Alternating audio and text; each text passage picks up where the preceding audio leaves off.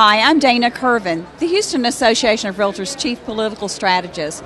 With me is our longtime friend, State Representative Charlie Howard, representing the Fort Bend County area.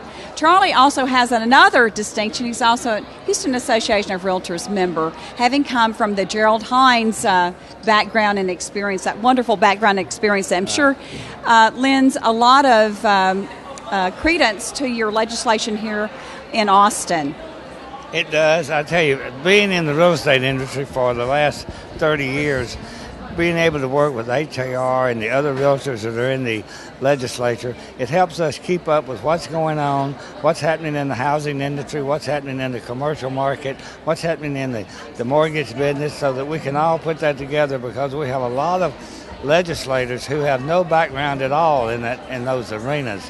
So us working with HAR helps us educate not only ourselves, but educate our other realtors, so that our other legislators, so that when legislation comes up, either pro or con, for the real estate industry, we can come together and be a force and make sure that that legislation, when it passes, takes into consideration the needs of the real estate community. And that is so vital, particularly for the Houston metropolitan area. That's right. Also, I wanted to thank Representative Charlie Howard, because today he helped a fellow legislator, Sylvester Turner, with some very important legislation. I want you to expound a little bit about that, Sure. about how that was made, because I think it's really important. Yeah.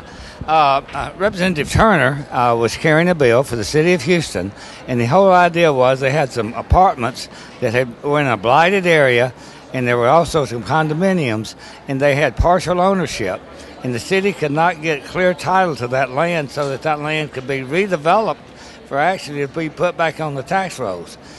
The problem arose because what it did, it enlarged the ability of eminent domain for the cities. And the conservative membership of the House, of which I'm a member, said, no, we do not want to enlarge eminent domain.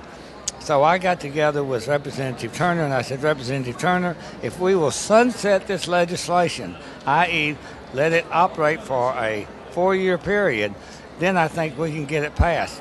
He allowed me to put an amendment on that sunsetted the legislation for 2016, and we passed it this morning out of the House. So there's a good example of a Democrat, inner city, and a Republican, I would call it suburban representative, working together to fit the needs for the residential and the commercial community for the Houston metropolitan area. And that's what we want to do up here.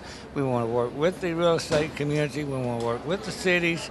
We want to work with each other to give us a better environment for businesses, so that they'll come and locate in our city and increase our revenues. That was a great summary. I love that. Thank you so much for all of the work that you do for us. Well, thank you for the support that HAR gives us. Oh, it's mutual.